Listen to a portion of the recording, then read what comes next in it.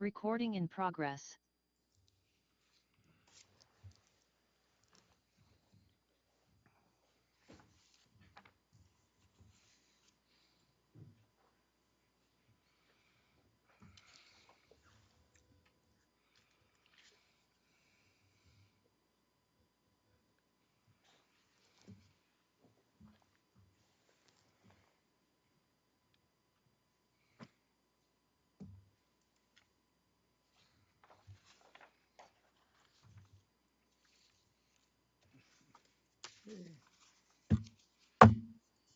Call to order the Rice Creek Watershed District Board of Managers regular meeting. Today is Wednesday, January 10th, 2024. It's 9 a.m. and we are situated in the Shoreview City Hall Council chambers.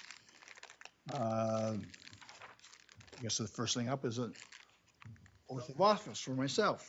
Oh, yes. Louis, are you going to administer it as usual? Mr. Brad, if you stand, raise your right hand and repeat after me. I, Michael Bradley, I, Michael Bradley, do solemnly swear or affirm do solemnly swear or affirm that I will support the constitutions that I will support the constitutions of the United States and the state of Minnesota, of the United States and the state of Minnesota, and will faithfully discharge the duties and will faithfully discharge the duties of the office of manager of the office of manager of the Rice Creek Watershed of District the Rice Creek Watershed District, to the best of my judgment and ability. to the best of my judgment and ability. Congratulations. Thank you. Congratulations. Round 3. Four. Round 4. Congratulations. Yes. So the roll call, I will note that with prior notice, our managers Jess Robertson and Steve Wagman, both from Anoka County, were not able to attend because they were taking care of personal responsibilities, families and otherwise. And therefore, it's just the three of us. Should go really quick, right? Setting the agenda, you have some changes you'd like to propose. Yes, Manager Bradley, I would like to remove action item 1 on the current agenda, which is the board election of officers. We'll move that to a future meeting. Add the compensation philosophy, which will take place right after the Redpath and Company audit, and then also add the public drainage authority beaver management policy, which we will insert right after Anoka County Ditch 72 matters. A new agenda was handed out and is available to the public. Mr. Chair, I move approval of the revised agenda. Second. All in favor, say aye. Aye. Opposed, none. Okay, that takes us then to approval of the minutes. We're missing Manager Robertson to do that for us. Would you kindly? Yes. Mr. Chair, I move approval of the December 11th, 2023 workshop and the December 13th, 2023 regular meeting. Second. Any discussion? Hearing none, all in favor? Aye. Aye. Opposed? Patrick, we're up to you, I believe, consent agenda. Yes, thank you, President Bradley. We have 2 applications for your consideration today, both public linear projects and no revisions proposed. So I gotta find my notes. I had one question, Patrick. Under 23-075, there's a permanent impact on 4 wetlands, 1 in Rice Creek of 2.02 acres. Is there any replacement obligation, any whack? I mean, so normally that's specified. Yes, so I tried to explain the situation as best as I could in the wetland section. So there is a replacement requirement, but it is being done through Bowser's local government road wetland replacement program. Essentially because this project falls into 2 different jurisdictions for WAC administration, all of that went through the city of Forest Lake, who's the LGU when they're in Comfort Lake Forest Lake Watershed District. So that procedure was done through them, but it is replaced through a state program. My question is, should our permit recognize that obligation? I think it's in there, but certainly we could identify that further. Or is that permit obligation going to be enforced by someone else? The approval has actually already occurred. Yeah, It has but now the been enforcement signed of off it. and sent to the state, yes. Unless I'm missing Someone something, I'm else's sorry. responsibility. All right, Yes. that's all. Bottom line, thank you. Yes. Bottom line. So, yeah, bottom line.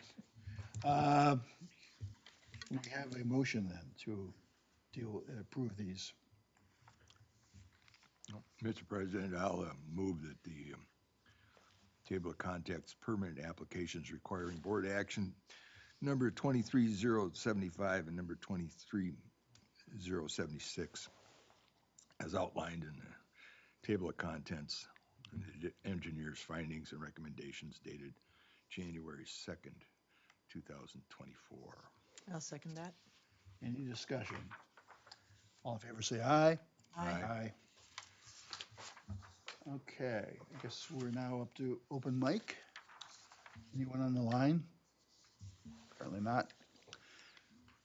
All right, so then we are now up to the Anoka County, our first items requiring board action, Anoka, Washington Judicial Ditch 3 Phase 2 Repair Project. Ashley?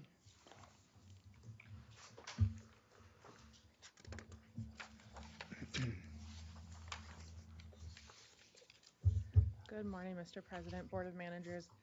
On page 38 of your packet, you will find the memo, or page 39 of the memo describing our request for the board to consider authorization of additional funds for the JD3 Phase 2 repair. So just a refresher, Resolution 2023-06, excuse me, awarded the contract to JCON LLC in the amount of $244,000 and change. With a 10% contingency, so just over $24,000 in contingency funds. We have already executed a few change orders, and we are foreseeing additional change orders, mostly for tree clearing, and then the addition of reinstalling an upgraded fence for a pasture that we cross through. This would improve access for both the district and safety for the landowner in their pasture and their animals. So staff are recommending an increase of 10% for a 20% contingency. 20% contingencies are fairly typical of what we see on most of our contracts. We did drop this one for 10% because it was a smaller overall contract price. So with that, I will take any questions. Questions for Ashley?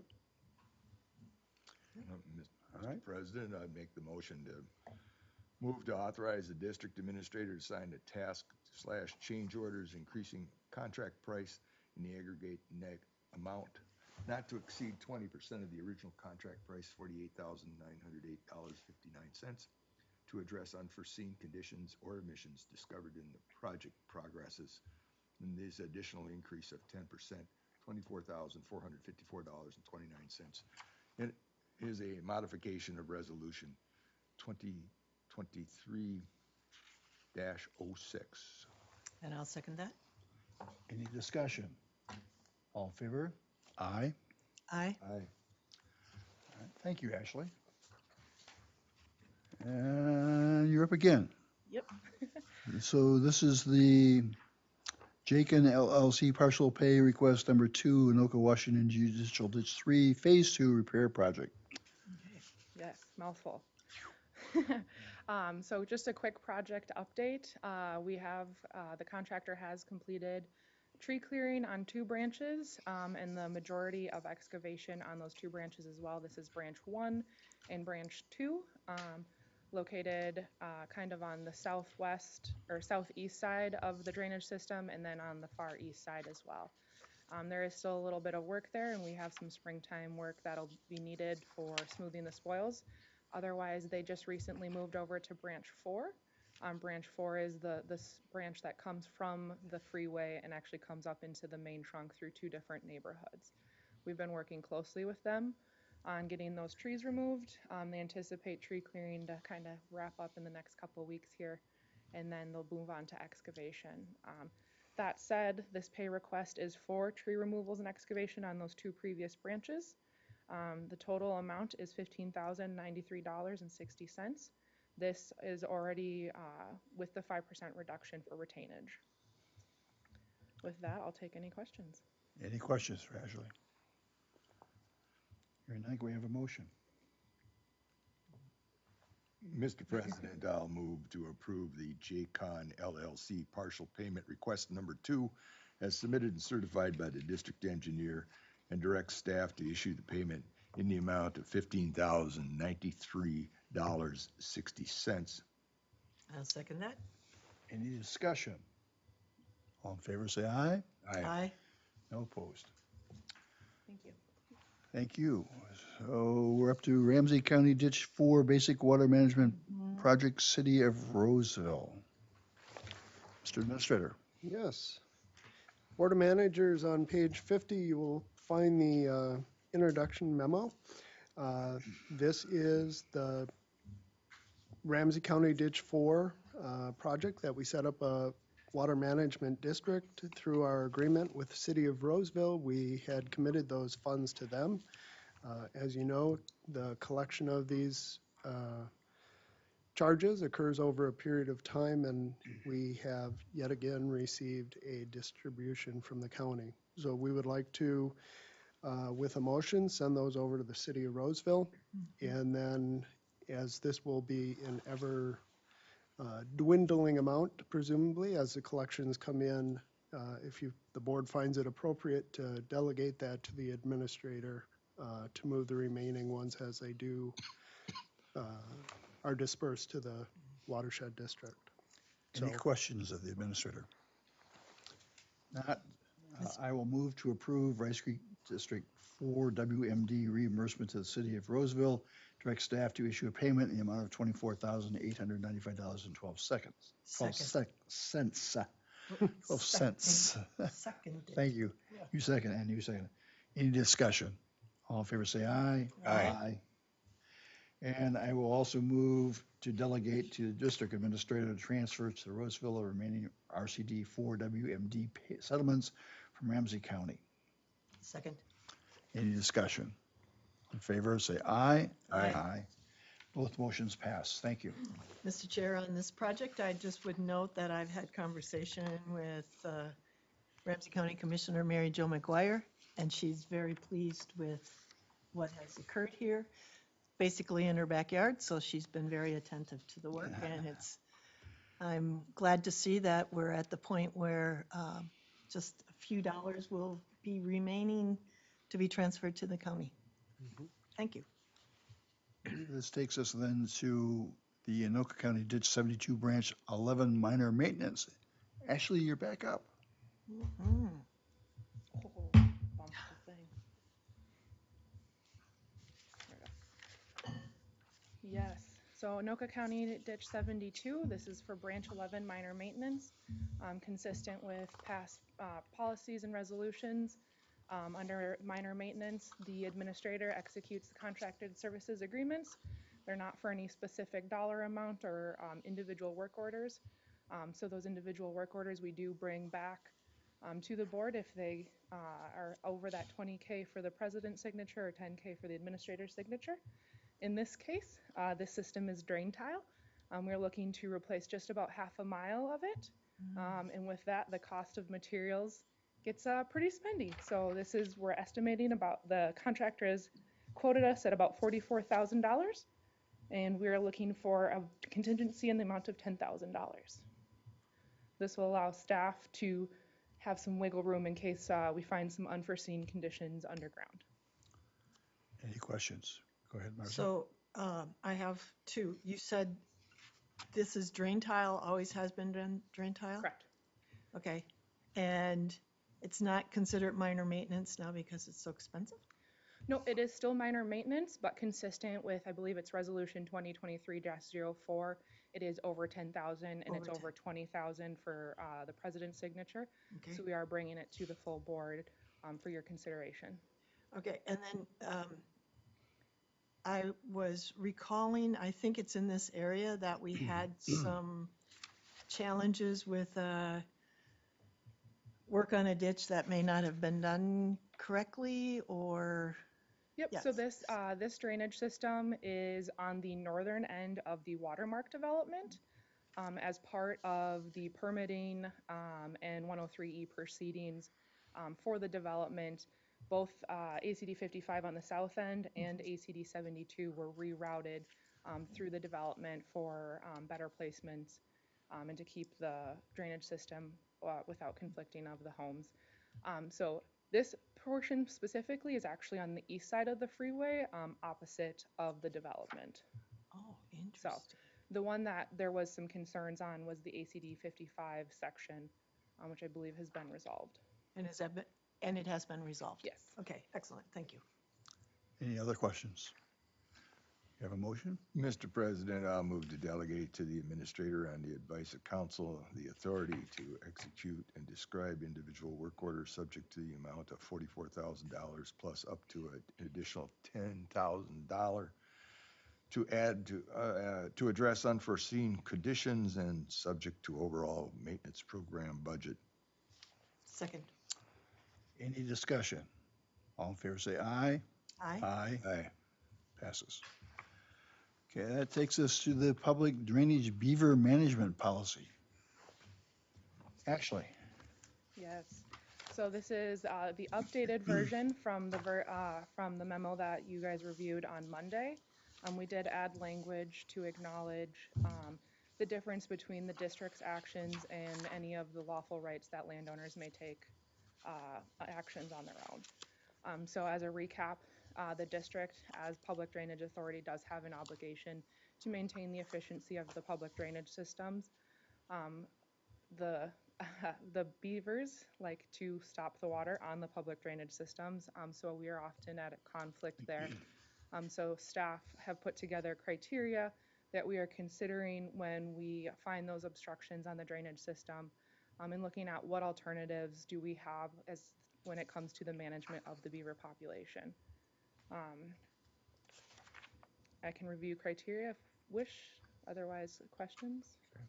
So after a discussion with the administrator, he and I are jointly proposing to you, under considerations, come down 1, 2, 3, 4 line. After strategies, strike the words "are attached," and insert "were considered in developing this policy," which will allow us then not to permanently memorialize specific documents that we don't create.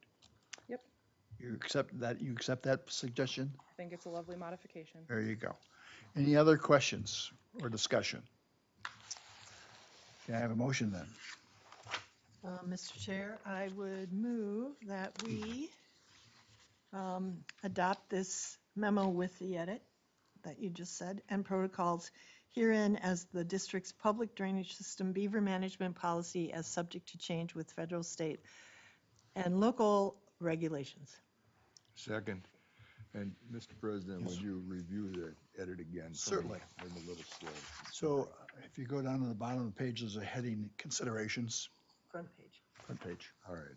Considerations, yes. Yeah, come down, fourth line, strategies, Yes. strike the words "are attached," Okay. and add "were considered in developing this policy." Thank you. All right. I've lost track. Have we voted yet? the motion and All in favor, say aye. Aye. It passes. Thank you, Ashley. Thank you for your work on this. Thank you.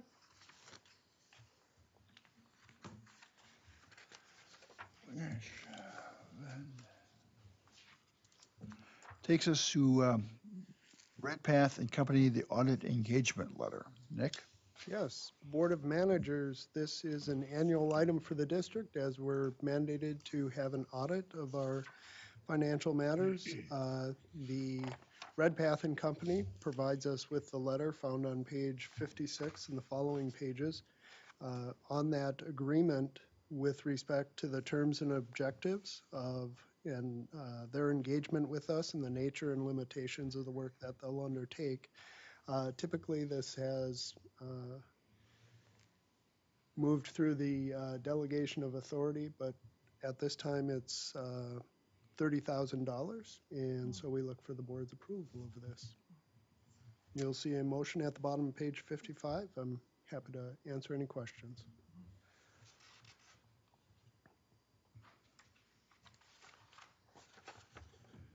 Any questions of Nick? If not, Mr. Chair, I would move to accept and authorize the board president and the administrator to sign Red Path and Company's 2023 audit engagement letter. Second. Any discussion? All in favor, say aye. Aye. No opposed. All right, that takes us to compensation philosophy, employee handbook. Nick? Yes. Board of Managers, at our workshop, we reviewed and discussed the handout you received this morning, which is a generally identical document redlining the addition of what's now known as compensation philosophy in the worlds of human resource management. Alan of Gallagher spoke to this at our previous workshop before that and had their hand in helping to draft the language. We would intend to accept the changes and place it in the district handbook with the revision. Any questions of Nick? May I have a motion? Yes, Mr. Chair, after a discussion from our workshop, I would move to approve the incorporation of the amended RCWD Employee Handbook Section 4-10 into the District Employee Handbook and Practices. I'll second that. Any discussion? Mr. President, when I look at this, as I said at the workshop, I think this is a lot of language that's really just redundant. And I even agree with you that it was somebody took a paste and Cut and paste. cut there. So I'm not going to support replacing two-thirds of a page of language with what we used to have 3 sentences that say essentially the same thing. With that, Let me ask you one question if I could. certainly, Do you have any objection to any particular language? all of it. It's just unnecessary So it's redundancy, matter- you know, I matter mean, of principle rather than and so, you know, this needs to be skinnied up. I mean, good grief. We had a nice policy that got to the point of, you know, left plenty of flexibility in it, and this is getting to be, you know, I think the idea for regulatory is not to expand all of these different bullet points and such. I understand Gallagher sells this product, you know, but I don't think it's necessary. I thought what we had did fine. That's all I had to say about it, Mr. President. Thank you. If you want to call the question, I'm fine. I'm going to do that. So all in favor of the motion, say aye. Aye. Opposed? I vote no on this motion. It passes 2-1. So that takes us to the check register. So, Mr. Chair, I move that we approve the amount we approve the check register dated January 10th, 2024 in the amount of $74,799.18 prepared by Red Path and Company. Second. Any discussion? All in favor, say aye. Aye. No, it passes. Discussion items. And Nick, Anoka County Ditch 55 Emergency Maintenance and Coordination. Ashley? Yep, Ashley's going to help us out on this. Some Ashley's recent getting their events steps to in this update. morning. Yep. Can't complain about extra steps. Yes, so ACD 55, we just have an informational update. I believe we sent an email out, correspondence, giving a brief discussion on what had occurred. So last week, over the long holiday weekend, we were notified by the city that a landowner was at risk of having water come into their storage lot. This is in Centerville, south of Main Street, west of I-35E. So if you're familiar with a couple of reference points, is there's an Amazon warehouse and the Wise Guys Pizza and Pub. And so this is between 20th Avenue and 21st Avenue. The system here is Anoka County Ditch 55. At this point, south of Main Street, it is in a 48-inch concrete pipe. Upstream of it, there's a section of open channel, and then it goes back into tile, and then goes through the watermark development. So the system is taking all the water from the east side of the freeway, coming through watermark, and then goes through drain tile, open channel, back into drain tile, through this commercial area. The city did some investigation as to why some of the storm ponds were high. There are storm ponds on either side of the drainage system in this area. And found that a beaver had decided to store its food in the 48-inch concrete pipe. It was almost solidly blocked.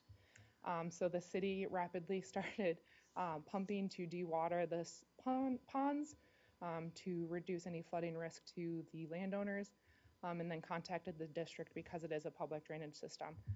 So we worked closely with the city to get the site as clean as possible, as quick as possible. We were able to get water drawn down. We saw over 4 feet of water come down, and that was still water in the system, but that was 4 feet, brought it down so that we could see the dam in the pipe and actually get people in to actually do the repair work. So it did require getting a contractor to come in and remove the debris by hand. Thankfully, it was at a manhole, so it was easy access.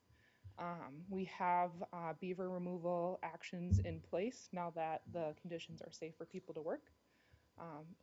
But at this point, it is clean.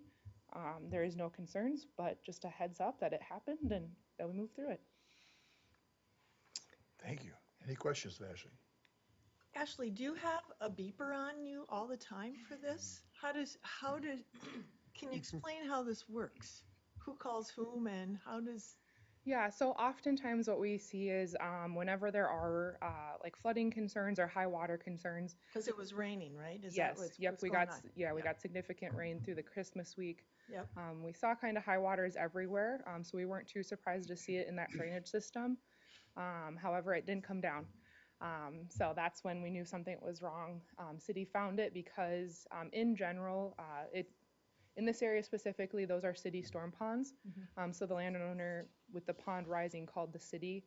City does tend to have public works staff on call at pretty regular hours any time of the day, and that's consistent for most cities. So we've seen this before where a landowner will call a city about a concern with stormwater management, and the city will react as fast as they can because they have staff on call. And then if it is a public drainage system, they let us know as soon as possible, and then we work together to get the whole thing resolved. So I don't have the beeper, but I do. They let us know, and as soon as we do hear about it, we take. Yeah. So Monday morning was a hectic one that day, or Tuesday morning. So, Mr. Chair, the question I would have also is, if there was damage to the storage unit or to someone's house, who ends up being responsible? The beaver. The beaver, yeah. I mean, are we talking about, what responsibility does the Watershed have, the city have, the insurance company have? Negligence, so you have to prove we were negligent, not We'd have to, responding. yeah, okay. Yeah, I think most of it would fall. I should to ask the lawyer that. I was like, yep. Does the Otherwise, lawyer agree with the insurance retired in lawyer's general. analysis? Thank you. Yeah, you'd have to prove. That we weren't Who's attentive Responsibility, duty. With many Wow. available defenses. Yeah, I would think so.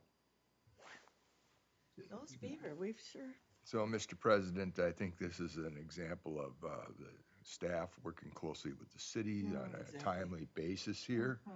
And I'm happy to hear that a lot of unnecessary damage has been done yet because that's been found. The beaver don't have a beeper on them. I wish they did. But I'm happy to hear that this has been accomplished before we had the ordinary high water mark established by our friends at Lafayette Street. That is a consideration in the policy. And, but to understand that beaver can fill up a 48-inch culvert, I've seen them fill up a 6-foot culvert that had to be removed from the road and shook out. And so they are very good at engineering for themselves. Correct. So congratulations on the good move to the staff. Thank and you. work closely with the um, Centerville folks.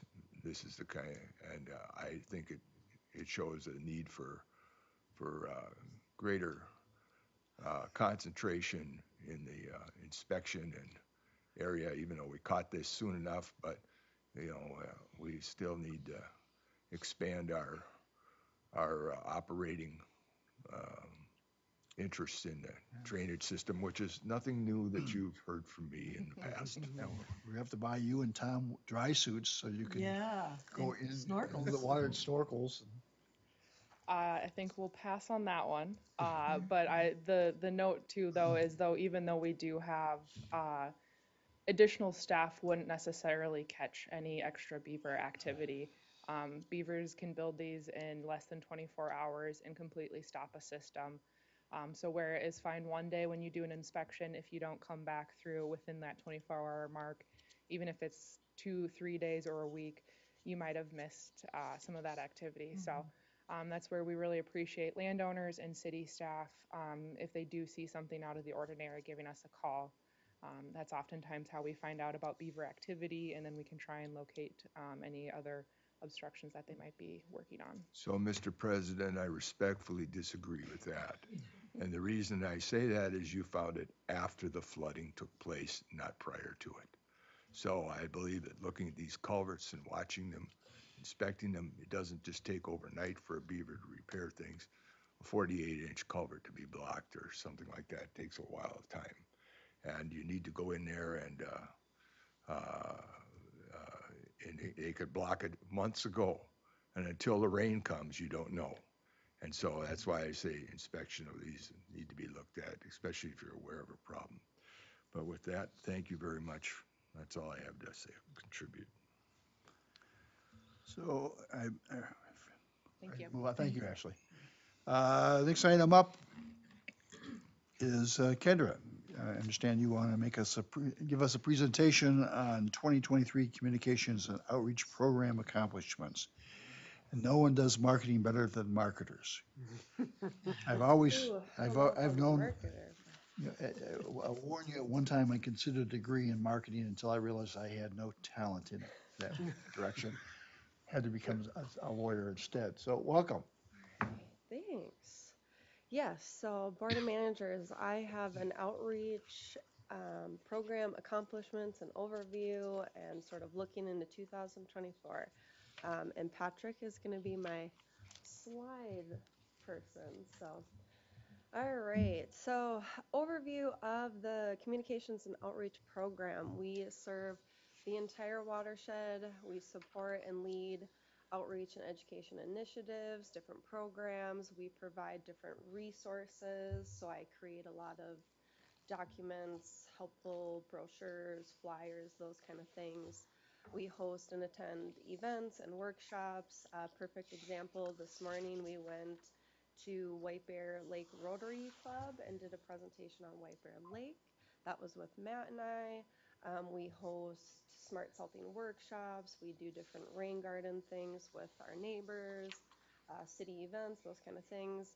And then we advance the district's mission through education. So we also educate along with all of these things we're doing. So talking to schools, talking to organizations, example, the Rotary Club. And we communicate and establish partnerships through projects and programs. So partnering with cities and counties and soil and water districts, all those kind of things.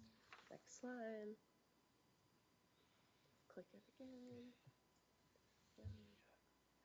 Some challenges, well, a lot of challenges we face is we have a very large area to cover, as you're aware, and we have many different types of audience in that large area, as well as different community and regional state representatives, political county commissioners, those kind of things. We have a very level of support in some of our cities. Some of us are very supportive, some of them are not so supportive. So that takes a little bit of finesse working with those. We also have to combat false information, false facts, research that might not be that great, that's then spreading that false information. We have the government entity side, so we have that lack of trust. Some people don't like government just because of their personal beliefs. Lack of understanding and knowledge of water resource issues, very complex, very technical, data-driven stuff that we're dealing with. Very hard to communicate that to the general public sometimes. And then also a lack of understanding of what a watershed or a watershed district even is. Next slide. And so a lot of what the outreach program does, we work across the watershed district and all of the different programs. So we have the water and the water quality and monitoring program. Perfect example was this morning, Matt invited me along to his meeting about White Bear Lake. We have the projects, so a lot of project outreach, as you can see here. In this slide, we have the Johanna Creek Cart Barrier Project, so I did a lot of outreach with that. And then permitting and regulatory, I work with Patrick on, presenting, meeting with cities, trying to communicate when you'll need a permit, getting that out there to the cities and to the public. Grant program, I do a lot with Molly, advertising the grant programs, stormwater management grant, meeting with cities, getting that out there. And then public drainage, working with Ashley and her team on, when things go wrong, getting that message out there if accidents happen, beaver stuff, all of that good things there. So a couple examples on the slide here. Obviously, Matt monitoring the water quality right there, going out with him, getting pictures so I can use that for outreach and education things. Next slide. So now I'll just go through a couple accomplishments we did last year. The biggest one here is the new website, as you're very familiar with. So that was a nice, big, exciting project for the district. We got quite a bit of good feedback and still continuing to get feedback. Seeing a lot of usage out of it. I use it almost every day. Next slide, Patrick. Here I have a couple different stats or analytics about the website. And so this is just, I don't know, I kind of want to walk away so I can point at things. Is there a, oh, I don't know, is there a pointer on here? Yeah, that I we can see your use? pointer. Or I'll just use the mouse. Okay. Yeah. So different pages here on the website. You can see the resources where all the minutes and the agendas and all of that lie. Permits, events. This is kind of old. I actually did this presentation for the CAC. So this is October to November, but I just looked at them the other day and they're pretty similar still. So we're getting consistent views. The average engagement time. So here I can sort of assess whether people are staying on the page or leaving.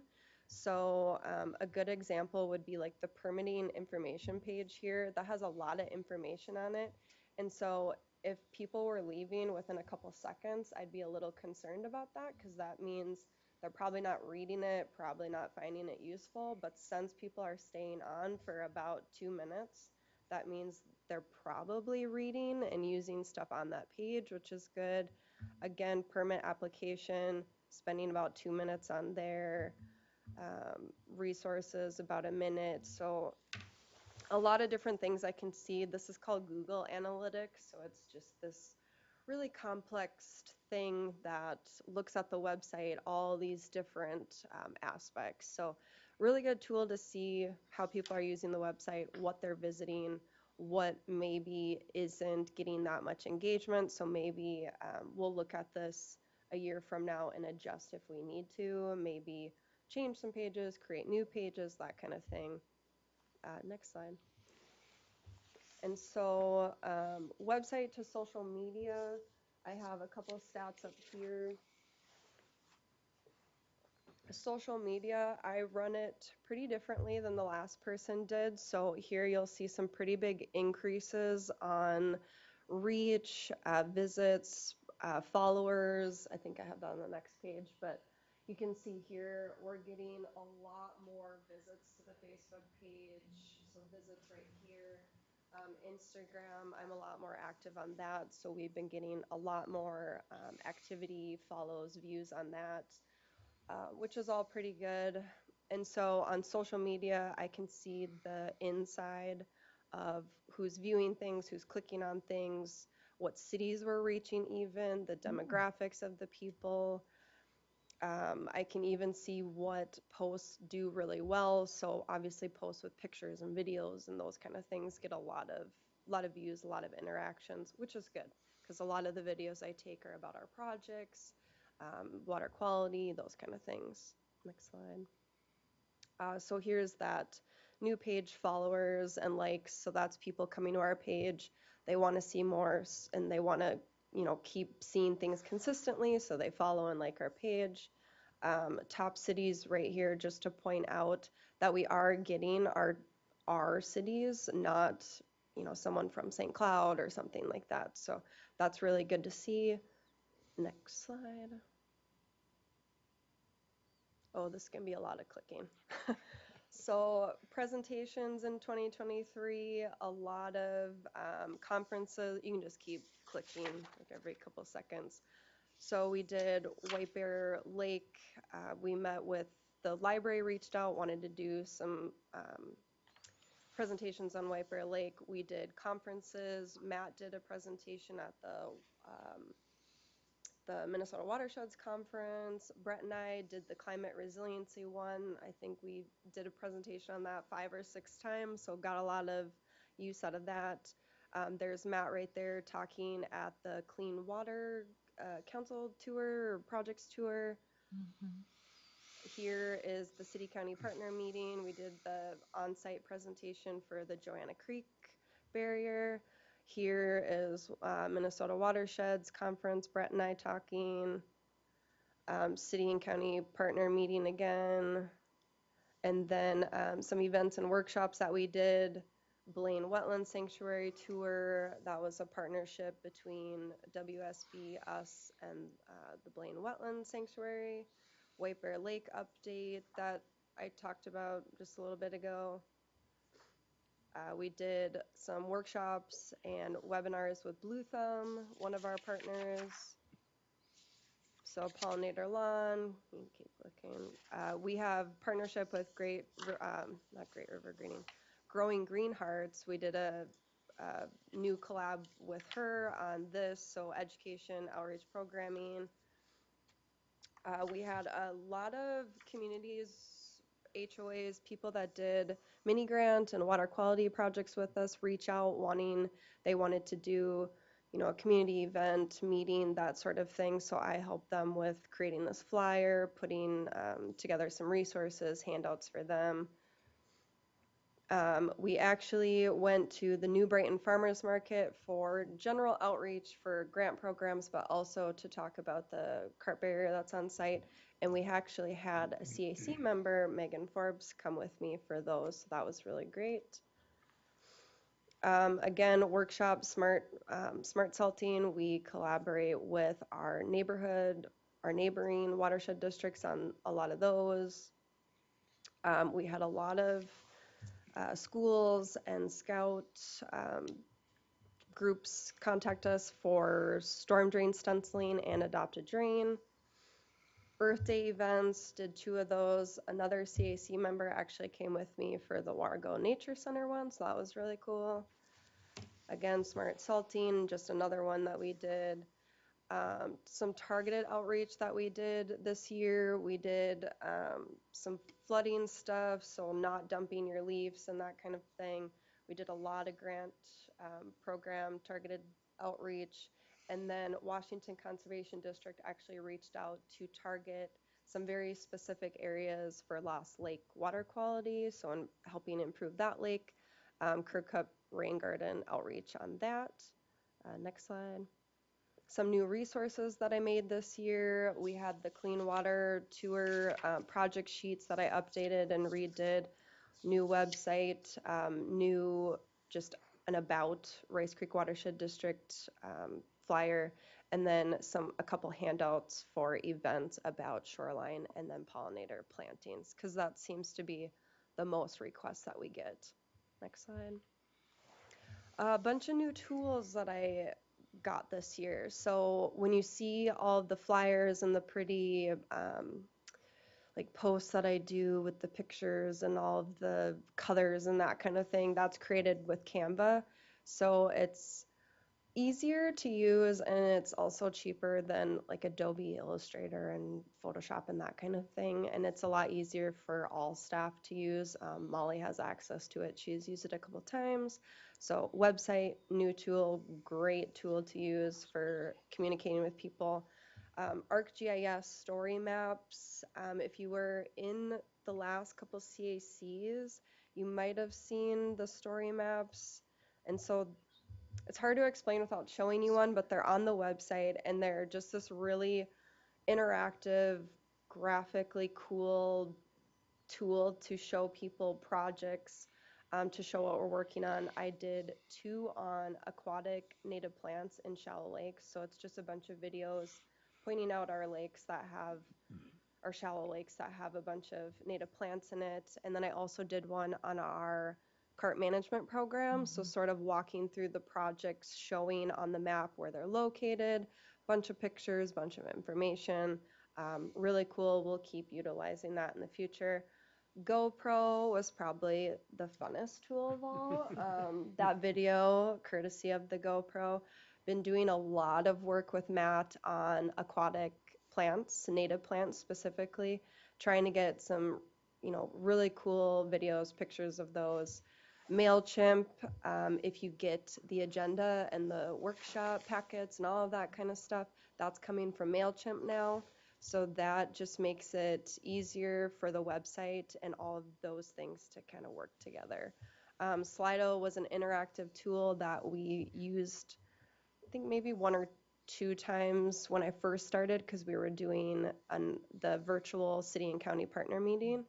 And then Matt actually asked about it the other day because he has to do an online presentation and he wants to use that to make it more interactive. It allows you to ask questions for people to answer polls, those kind of things. Next slide. Projects. I wanted to touch on a couple projects that I've done a lot of outreach specific work on. This one being the website page. We have the map and all of the pages as a tool for people to go learn about the projects, just be more aware of them as well. It gives me a tool to use to easily advertise projects as well. I can just tell people to go to the website. Here's a link. Next slide. Might keep looking. Okay, so a couple outreach specific things for especially the climate resiliency project. So it was a project that the district did and it should lead to some projects, but it also had a really big outreach component to it. So as I mentioned before, we did a lot of presentations, conference appearances. We did the Washington Consortium the other day. I wrote a website article for it. We obviously had the community engagement workshops within this project. I did submit a press release to a newspaper. I don't know if they ever published it though, but with our new website, I was able to basically publish our own article. And then that came with, click a couple more times. No, just kidding. We also did a lot of social media posts on this one, and then that little white box was the Washington Consortium thing. So just pointing out how the programs and the projects all intertwine with outreach and education, and there'll be more to come with this project as well. Next slide. Another really great example is the Johanna Creek Carp Barrier. So I did that project sign. I created that. We got that installed.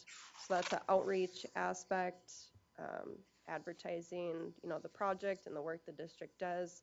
And then Matt there presenting at City County Partner meeting. We also submitted a Minnesota Watersheds newsletter article, so it was in there. I worked with the Minnesota Board of Water and Soil Resources to get an article in, I think, one of their newsletters that they send out via email, as well as their social media. And then I also submitted an article to the New Brighton newsletter. So again, it's sort of all those different pieces that go with each project. It's kind of a blast of news out to the public when we do something. Next slide. Oh, and then I wrote an article on the website too, and then there's a project page on the website. There's just tons of stuff I can't keep track. And then the one coming up that we've been doing, click, yeah. The one that I've been doing a lot of work with recently is Centerville Lake. You know that we were awarded that grant and we'll be doing this project. So things that I've already done and sort of in the works is all of these things right here. So there was a Quad Press community article that the newspaper published that was mostly written by me, but they tweaked it to be what they wanted as well. But website project page, there'll be project updates on there. We have resources on there. I just published the frequently asked questions sheet, so Matt and I made a sheet for that. I wrote a website article, social media posts. You can see here, these right here are Facebook posts, which those pictures get a lot of reactions, a lot of I don't know if good press is the way to put it because that water is really nasty, but everyone's just really excited that we're doing something about it. So social media posts, really big there. Educational materials, working on some graphics to show how an elm treatment works. That's all created by me. We're going to be doing public meetings. I'll be helping with that. That FAQ sheet I just mentioned, that was created by Matt and I. I am in the works of an elm treatment lake management restoration video to graphically show how, you know, the outside work that we did correlates to the inside work, and it's sort of all of this comprehensive thing to get this lake better. I did a city newsletter submission, and then we'll also be meeting with the Lake Association meetings. So again, just one project already has all of these outreach and education aspects to it, and it'll continue throughout the entire project and after.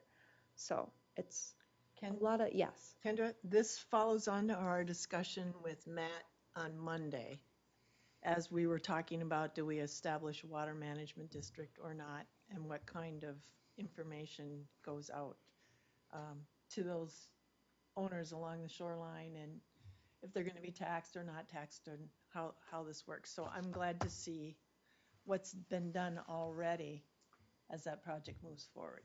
Mhm. So I Yeah. appreciate this information. Yeah.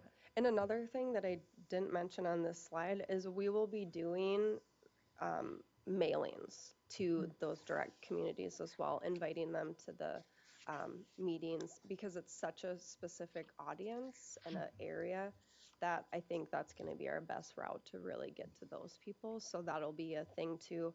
And then advertising, you know, the grant program after and in between so that if people are interested in helping out, then they have that option. So again, grant program intertwined in there as well. So next slide. Oh yeah, projects update. Partnerships. We have quite a few partnerships. Manager Wyman, Teresa did mention that you had a question about the, that one's blocking it, the Minnesota Waters, the Clean Water Partnership. I don't know exactly what it's called. The Metro Watershed Partners maybe is what you were, because it's so close to the Minnesota Watersheds organization now. But anyways, it's a partnership of, I think, about 30 watershed districts, various partnerships in the metro, and they take care of adopted drain. So it's kind of this umbrella that captures a couple different things. So it's adopted drain mainly, and then we also have monthly meetings where they either do like a tour or a webinar type thing. So it's Also, professional like staff training and like increasing knowledge, that kind of thing. They also have resources for us to use, so they have a lot of displays that we can check out and bring to events, things like that. I know Coon Creek Watershed District uses their displays quite a bit. I think that's the main things of what they do. And there's a couple, that partnership and then East Metro Water Resource Education Program are a couple partnerships that I'm working on this year to ramp up a little bit and see if we can get a little more interaction out of them and get a little more bang for our buck, I think is the way to put it. So, because we do, give them funds, so it'd be nice to see just a little more interaction from some of those organizations. But just a whole bunch of different organizations. We do a lot with Blue Thumb. A new one this year or last year was White Bear Center for the Arts. I'm working with them on a water steward collaboration for an art thing. Water stewards, I'm looking at that, trying to revamp it, see what else we can do to get a little more use, a little bit more volunteer effort and time out of that one. Growing Green Hearts is another one that I am going to try utilizing more as well. She does a lot of education outreach to our churches, schools, those type of organizations, and she's really good at working with the younger audience. So I'm trying to utilize her a bit more, and yeah, just ramping up and re-looking at all these partnerships to see what else we can do and if we can get more out of them. Next slide. Mini grant program, just a couple points on specific outreach projects. So we did fund, I think, 1 or 2 outreach specific projects out of the mini grant, which was really cool to see. In this picture, actually both these pictures, is the lady that runs Growing Green Hearts. So she was working with a school. They applied for the mini grant program. They did a bunch of rain garden, native plant, water quality type education events with that money. Next slide. Just a quick shout out to the Citizen Advisory Committee. Last year, they attended 4 different events. So a couple of them attended this event in this picture right here in place of me because I was not available. So that was really great. Otherwise, we wouldn't have been able to show up. That was someone that actually used a water quality grant, and then they did a community event for the area to show off that project and then to talk about it. And the CAC, Teresa and Megan showed up for that one. Teresa came with me to Earth Day events, and then Megan went to the New Brighton Farmers Market. So they did really great last year. Very active. Click one more. So again, after 2023, where I'm finding out what works best for me and how I want to run the program. Again, using our partnerships, so getting more out of them, seeing how we can sort of revitalize some of those partnerships. Getting direct contact with cities, so meeting with them one-on-one, face-to-face. A great example is Mounds View. Patrick and I met with them about a redevelopment project, and it was, I think, the development department or something with the economic side, and they were very unaware of the stormwater management grant. So it just shows the disconnect between their departments, but also meeting with them face to face opened up that opportunity, and I'm pretty sure they're going to look at the stormwater management grant for this year or next year at least for that redevelopment. Targeted outreach to problem areas. I'm working on some targeted outreach stuff. A great example was Washington Conservation District with Lost Lake. We utilized the White Bear Lake retrofit study that they did, I think, and that had some areas pointed out. So then again, gave me the perfect area to reach out to. We want to focus on the big issues. There's so many issues. I can get very lost in where do I need to be. We have salt, and then we have aquatic invasive species, and making sure that we're aligning outreach efforts with our big watershed management, our top priorities, not getting lost with all of the little things that come around. So focusing on those big issues, big problems, and then using multiple tools. So virtual's great, but a lot of times those one-on-one meetings really gets the connection and the partnership going. Using mailings, even newspaper. I mean, it's wild for me to submit something to a newspaper because I don't get newspapers. So using that, but social media, again, all those different audiences, using videos, creating really pretty graphical, eye-catching things.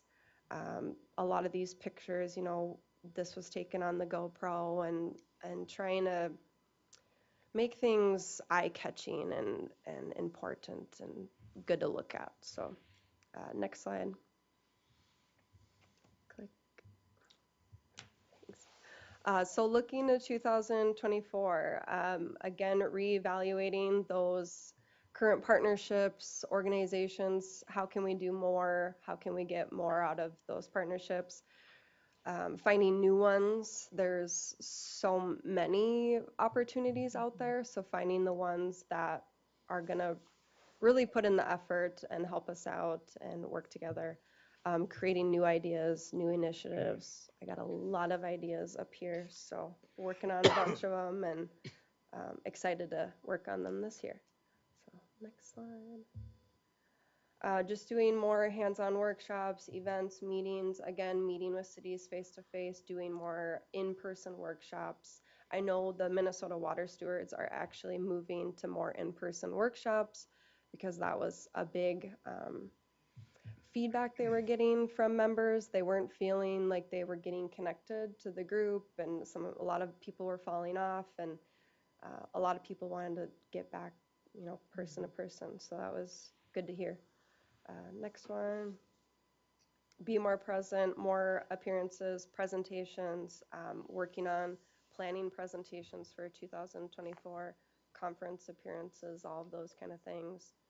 Next one. And increase collaboration with all the programs at the district, with the new hierarchy and the managers, and now having that, and then we'll be able to meet manager to managers and really see what's going on. I think I do the most work with the water quality monitoring one, but it'd be, really nice to start working more with Patrick, more with public drainage, getting that cross-comprehensive collaboration going on. Next one. And then again, that targeted direct outreach, targeting these places where we need projects, where we need to really get things done, get these lakes, delisted, start moving the needle, getting those pollutants reduced, and all of those kind of things. So I think being targeted, being strategic and direct with our outreach and education is going to help with that. So next one. And that's it. Questions? Yes, Mr. President, thank you. First of all, distrust of government is a good thing. It's an American tradition, part of our British, Anglo-Saxon, Norman culture. That's how the development of more people participating in the government's come along. So I'm happy to hear that you have some people that don't trust. It's very important to solving the problem. But after that comment, I have a question for you. And I've listened to all these things that you presented, and come to my mind is, how are your studies going? Yeah, are you still getting B's? Actually, I got all A's this semester. That's a good All right, thank you. Yes, I have one more course this spring, and then I will be done. Well, very good. I wish more of our staff would take advantage of those programs. Yeah. And you're the first one in a long time that I remember that's done this. I think Kyle took one down at Hamlin for a while. I don't really remember too many others that have come before it. So, Yeah. very good. Yeah. Very good. Exciting. Yes. Fabulous presentation. Glad the website's up and running. What you've said, Kendra, is all about trying to grab people's attention because there's lots of information out there, all kinds of things. So the understanding that you need pictures and information and multiple ways of communicating with people is great. We see a lot of this information in your staff reports that, you're here, there, and everywhere. I would, if there's something particular that might be attentive to Ramsey County or to Mounds View or, any of us as board members that you'd like us to participate, I think you should feel very free to let us know that you're having a meeting or would like us to be there so we can be involved in the actual event as opposed to, hearing about it. So use us. You have a very active citizens advisory. We have a very active citizens advisory committee now, and I think they're more than happy to participate also, especially some of those new folks. So don't ever hesitate to be in touch. I have a specific request, and I thought I'd put this in board updates, but this might be a good place to discuss how we engage the county boards. And the Rams, like Washington County, who does the Don't blame us for this. no, who does the consortium where you have all the Yes. watersheds meet. I did speak to the chair of the Ramsey County Commission, and she thought that would be a fabulous idea. My question is, who organizes it and how does this work? Because I think there are 4 or 5 watersheds that Ramsey County touches. On next Tuesday is the Metro Watershed meeting, and I would bring it up at that time for those Ramsey County folks. But I think the watersheds are going to have to organize the presentation. The county staff would respond to it, but not probably initiate it. So is that you? Is that the Metro Watersheds? How does this work? So just be thinking about that as we approach Tuesday. Because what is it? Rice Creek, Gladmo, No idea. Capital, Capital. Ramsey, Washington, Yes. Capital Regions. So I just comment on this. You mentioned Washington County. So this has been going on for a couple of decades at Washington County. And it really began a long time ago when I was a member of approximately 30 people that were involved in the water governance study that we did in 1997, 98. And it's organized by the county. Mm-hmm. The county actually has an individual in the health and public health and environment department that coordinates these meetings and gets these things together and coordinates the presentations for the county board.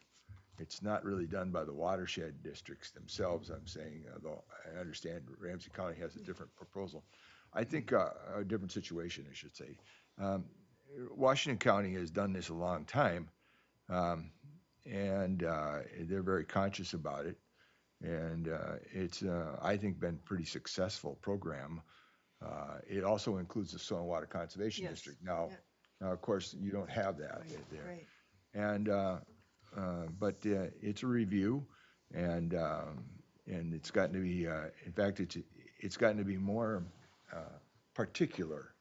It's not just the one-shot talk at the county board meeting. We have these individual workshops since the last 4 or 5 years now with the commissioners who appoint the particular individuals for the board. Now, Washington County has about 7 or 8 watershed districts. And we have quite a few. So they meet with their people. And but it was a totally county initiated program. And it's a totally county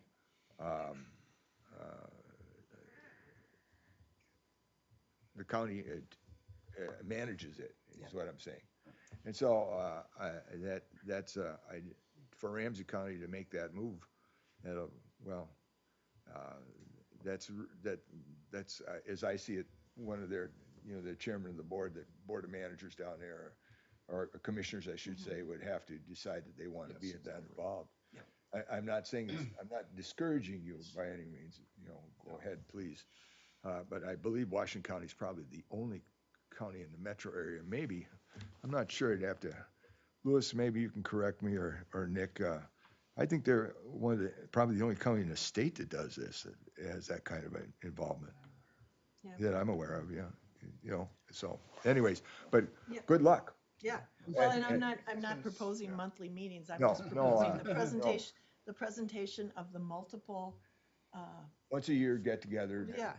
Kind of explain what. And I think we've talked about this too. So I will point out to you that we are going to have 2 new appointing commissioners in Yes. a year. Mhm.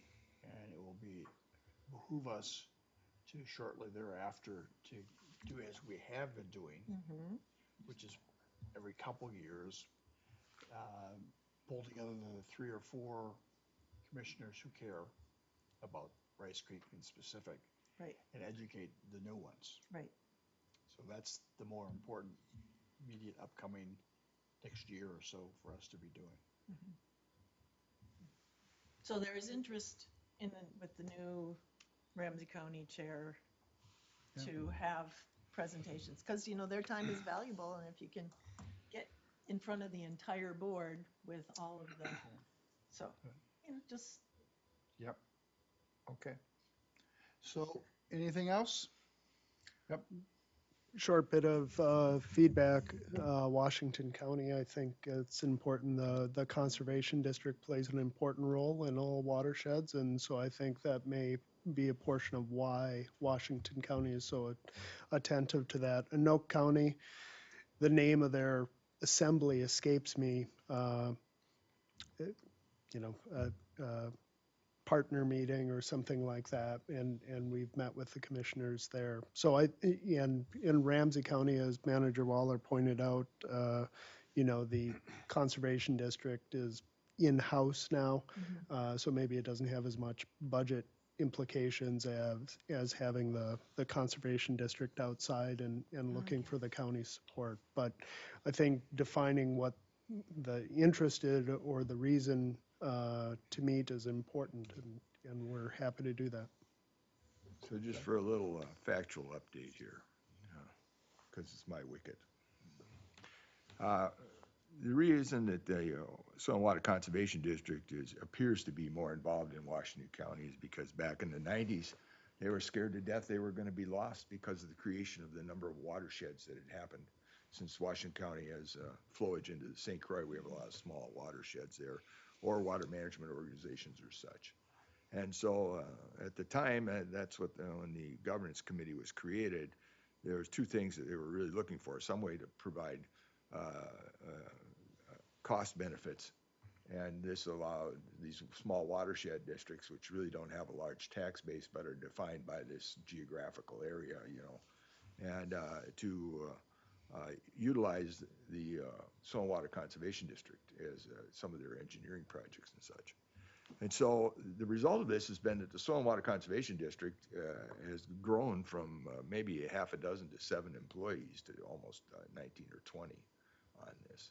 And some of those original individuals at the Conservation District, for example, went on to become administrators at places like Capital Region or other places.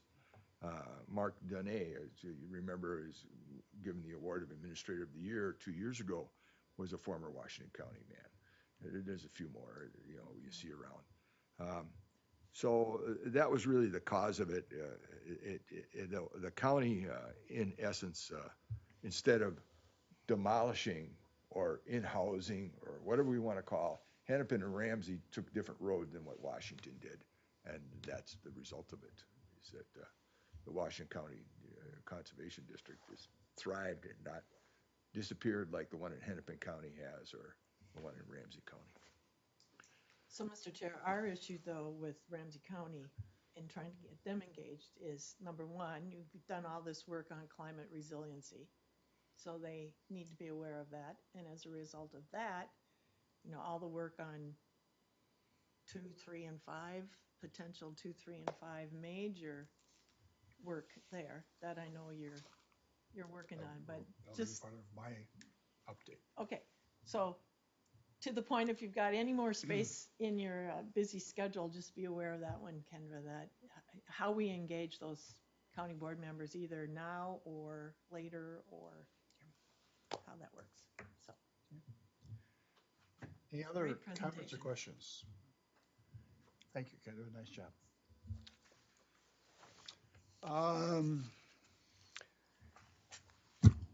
District engineer, update timeline. Any questions of our district engineer? Anything you want to tell us? Sure, I'll give you a quick update on the drainage work group. They're going to be meeting for a final time of this round. Usually they stop as the legislature goes into session. They're meeting tomorrow to discuss a draft report that Balzer has put together to the legislature. This is something that the legislature required of Balzer to do ahead of this coming session on a few different items. One was the adequacy outlet topic. Other one was the notification topic and the potential for a drainage portal.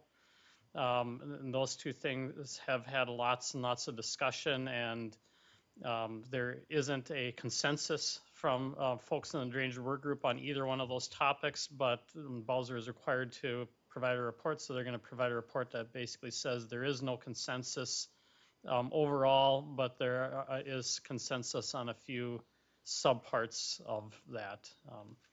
So there's not a whole lot to really dive into or dig deep there. One final thing that they're going to report on is the sediment, the runoff sediment delivery option that was put into place 5 years ago in the state statute. That would be sunsetting in the coming year under the statute, and it's been agreed upon by most of the folks in the drainage group that there really hasn't been enough of a chance for that to really be executed throughout the state, and they want to give that more time. And certainly Rice Creek, it's been recognized, and we've been kind of the poster child for that, as demonstrating that through our water management districts that evaluating the allocation of costs based on amount of runoff coming from properties is a useful tool and equitable tool when applied in certain situations. So they're going to attempt to push the sunset date back. I think there's, again, general agreement from most of the drainage work group, and certainly the ones that would be considered the key stakeholders there, including Minnesota Watersheds, AMC, and even the Center for Environmental Advocacy. They're all on board with pushing that sunset date back so that there's more opportunity for other drainage authorities in the state to utilize that. And again, Rice Creek is not affected by that because you're using alternative authority for that, but it does reinforce the work that we're doing. So that's all I have to update on that. Any questions? Chris, I'd have a quick question about your report back here. Yeah. So, RCD for final plan, spec bidding, construction management. What does the 3% mean compared to budget? Like, you have 97% more work to do on that? Yeah. We've barely dove into the development of the final construction plans and specifications. So this task order is relatively new. This basically came into effect once you ordered the repair. And so, we are working our way through the development of those plans and specs. And then once we do that, some of our next steps will be engagement with local landowners. We typically have a landowner meeting where they can provide input and say, oh, I'm worried about this particular tree in my yard. We'll be having landowner visits at Okay. Ashley and Tom and Abel will be working with us on Okay, those. so that's for the new part of Ramsey County 4, and the original part of Ramsey County 4 is this 3 lines at the bottom where you are almost done. Ramsey County Ditch 4 repair report. Yeah, Ramsey County Ditch 4 repair report is completed. So that part of it was completed at the time of our, that public hearing that we had last month. Okay, I see. Yeah. So, and then these relate to the task orders that, Correct. Yep. okay, so you did the repair report. Yeah. As a result of that, you now have to do the specs and bidding and construction. All right. Yep. All right. So we split that up into different task orders, and part of that is that, like, when we're going through the repair report, we don't necessarily know what the scope of the construction is going to be, and that has an effect on what our budget is going to be for that. So because of that, until we actually knew what it was we were building, we decided to wait to do the task order for the rest of that work. This helps because I thought I was reading these correctly, and then this one, I thought maybe I've been missing it, but Yep. thank you. Okay. Yes, thank you. Administrator updates, Board of Managers. You may be aware of some security measures with emails and such. I'll just note that the district put some additional measures in place with its IT folks, Rymark. Those are based on the number of computers you have in use, emails and that sort of thing, in the neighborhood of a couple $1,000s for a year. So we've put those into place. At the workshop, I handed out an org chart representing staff positions. I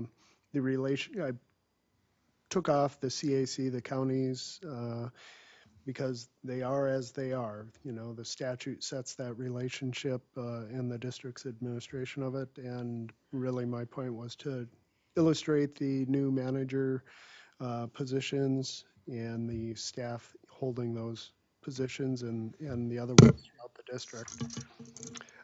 Birchwood Village, I mentioned at the workshop. I had sent an email to Councilmember McCarthy. He did receive my email, he acknowledged it, and he said he awaits the documentation that the city's looking for. I saw Mr. Kolb in his assessment and analysis of those materials, provided an email update to the attorney for the city as well. Nothing further there. The district is now looking at its contracted services agreements. These are master agreements. We went through this last year as we were considering the delegation of authority to enter into contracts. Again, these are the master agreements. They are not work orders and do not have a dollar amount. I'll be signing those. Then the subsequent work orders are, as they're implemented, include the financial commitment, and when they're within the delegation under Resolution 2304, they are put on the executed contracts list that you receive. Went to the City of Columbus meeting last night, included consideration of ACD 102232 and the landowner's concerns.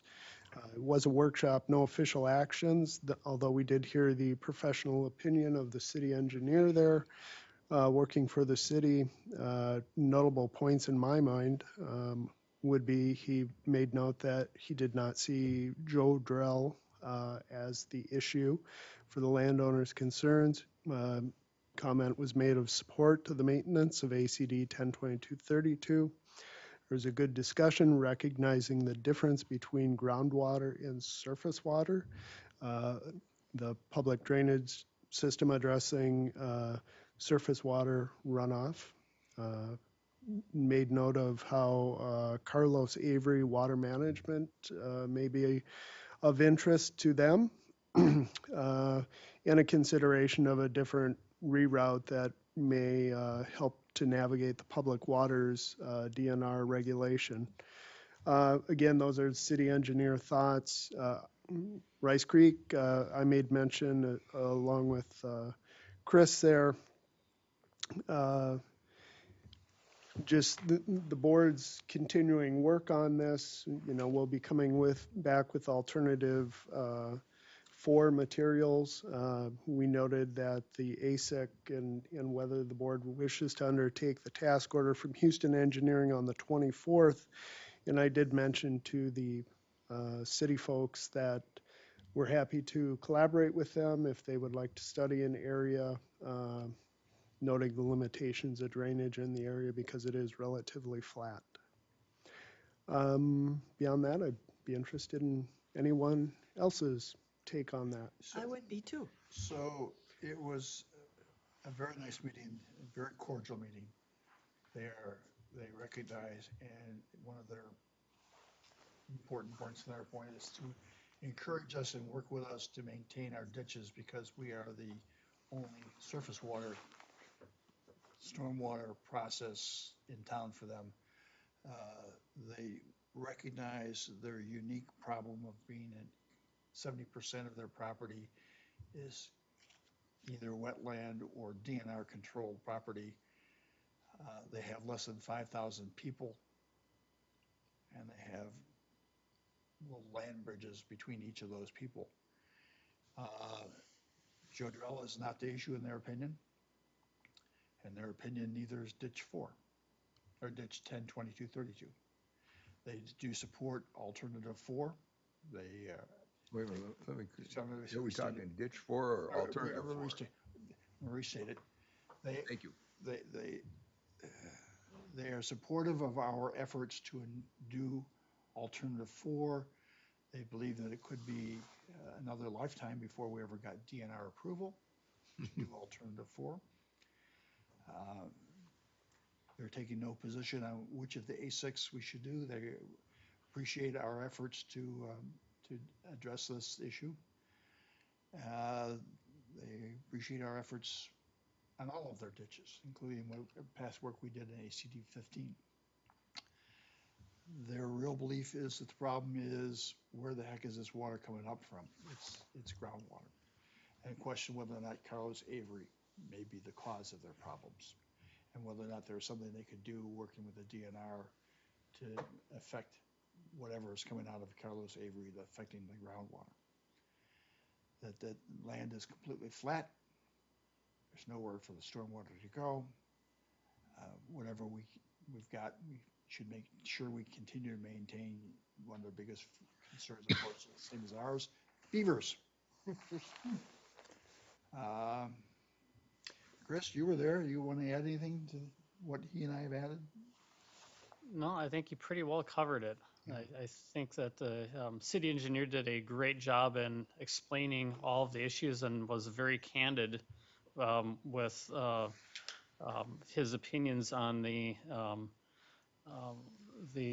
causes and potential solutions out there. And I think that it was very clear. So I thought it was highly valuable, the dialogue last night.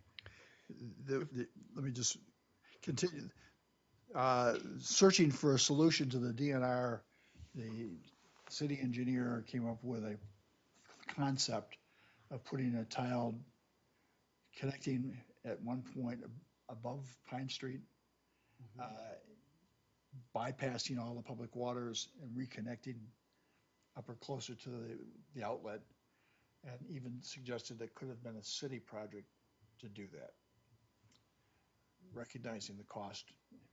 So you're talking Pine Street to 137th Street to Jordell? The west side of That's all the way. Jodrell down to Pine. Yeah, So to that's- bypass the that's one that's the same public thing, yeah, waters, yes.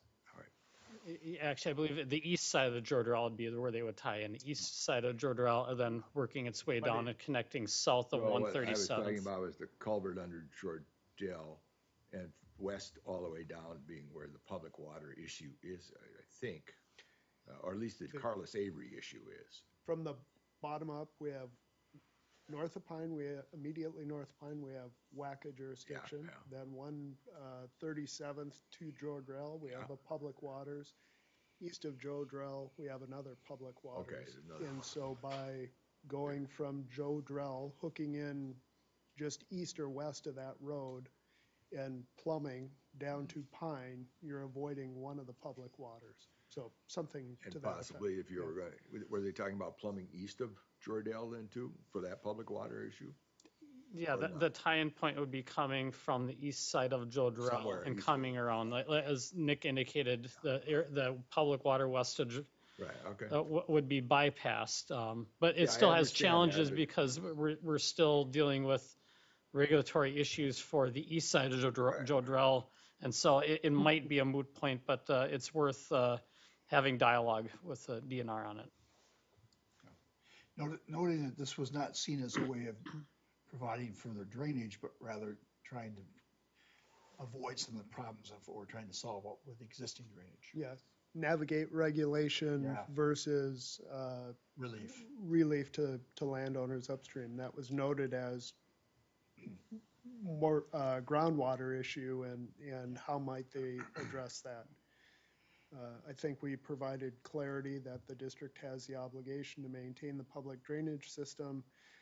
It's our intent to, through the board, weigh the cost benefit of alternative 4 and then make a decision on which one to undertake. The most positive walk away for me was the city was not looking at us like we're not trying to do our job.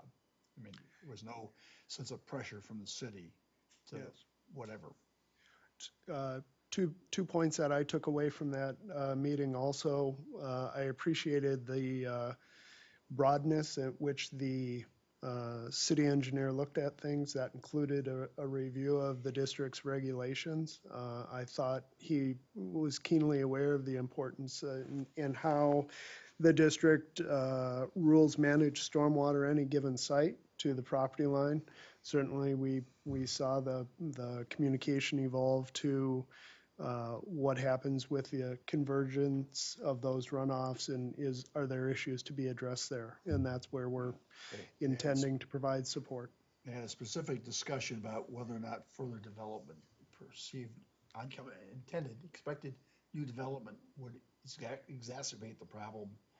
And they went through our rules, of how our rules try to attenuate the water so that we contain the water so it doesn't make it worse. Mhm. They walked the line, so Yes. it was good.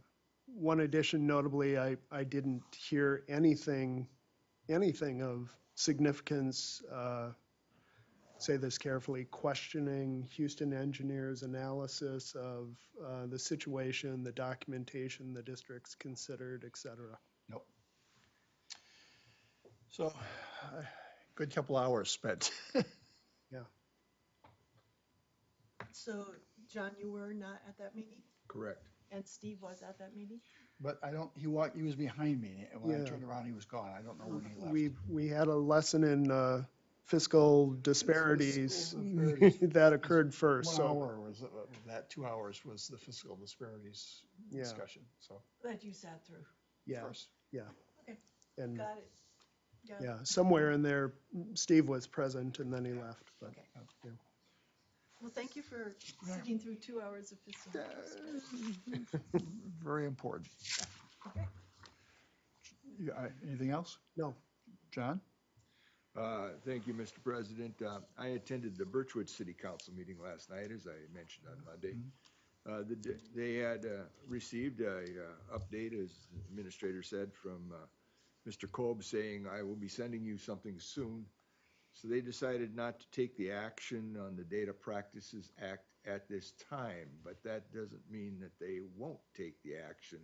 They're giving a couple of weeks of space in here to see what happens and such. We'll look forward to working that and get the processes forward.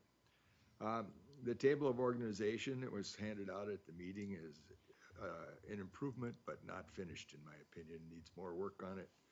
And particularly that these new positions need to realize and be appointed by the Board of Managers. Not selected, but appointed by us so they understand that they have a responsibility to the board, not just the administrator. 3, I would suggest that people get a hold of a copy of the citizen article, as I mentioned to you, Mr. President, some time ago, about the administrative court hearing that went on about White Bear Lake. I'm looking forward to maybe asking you, I've asked Hugo to share a transcript with it. I'm sure that'll be interesting reading. And I want to assure you, Mr. President, that you don't have to worry about your lawn being watered, because you have the authority, being a riparian owner, to take 10,000 gallons a day out of that lake to water your lawn, or whatever needs you have. Wouldn't that be great optics? I'm just telling you, that's the way the rule goes. And so, while your neighbor across the street, tut, can't water their lawn, you will be able to. Anyways, and then finally, the draft of the housekeeping amendment to the Minnesota 103D that we reviewed. Thank you very much, Louis, for bringing that to us. I had asked you to do that, and I point out, but I strongly object to the page 8, 103D.357. That's new language to be put in there, and particularly about having a manager removed because he has a philosophical difference of the ethics of a board that may change the ethics rules back and forth on these things. The other 3 items that you had in there are actually criminal charges. And so there's processes that are uniform throughout the state as to what they are, and there's appeal process. But to think that somebody can be brought before a board of county commissioners because the other majority of them doesn't think that these obeyed their ethics code, which is something that county commissioners have no control over, or is that. So, but I'll have a discussion with you later on about this in more detail.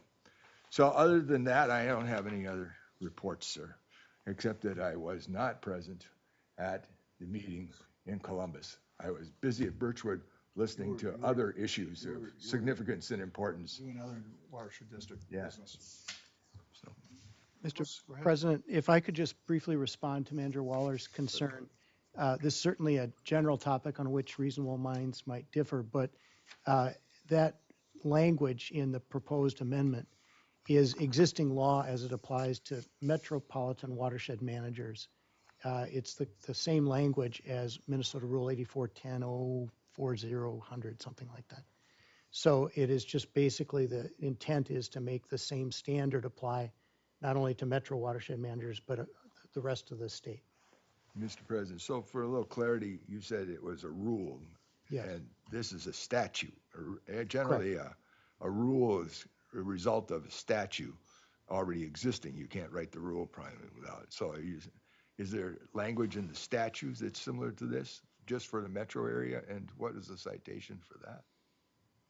Mr. President, Manager Waller, off the top of my head, That's okay I then. You're can't relieved of recall, that but problem. Yeah. I know it was a promulgated rule by the Board of Water and Soil Resources. Yeah, I understand it's a promulgated rule, but what I was wondering was, And it should have statutory authority. yeah. So, but nevertheless, the ethics issue with me, code of ethics or whatever they want to call it, that's pretty flimsy, and there's no appeal process really for that, whereas the other 3 processes The have appeal an process appeal. is directly to the county. Well, but if you were accused of something like this in the county of nonfeasance, misfeasance, or such, those are criminal charges that there's a process for appeal of the county's decision on that. There's no really appeal process defined in this new language here for this Well, problem. you'd always be able to appeal the county's decision. So, Manager Waller? My issues were addressed when Kendra gave her report. Thank you. The only thing I have to add is we are in the process of trying to, we've had a reach out, this is nice, by Senator Knuth, who's agreed to author our bill on the Senate on 235, and asking us how we're doing on the House, and we have a proposed meeting on the 24th of January. That is, Representative Fisk, is it? Oh, Fisher? Yes. Sandra Feast, Feist. Feist, So- Sandra Feist. So I would mention here, Mr. President, that there is a legislative committee on waters, and one of those members is Representative Fisher, who isn't probably is directly involved in our district, but was very supportive of this when we had the bus tour some years ago. So, and he's one of the more in-depth individuals that's been there a while, and you know, it'd be I think that'd be a smart thing for you to reach out and talk to him. Agreed. Just in regards to Representative Feist, several emails and phone calls to the assistant, which is where we were directed. I have yet to receive confirmation, but I'll continue to work on that today. Very good. That's all I have. A motion to adjourn? Second. All in favor? Aye. Aye. Aye. Thanks, everyone.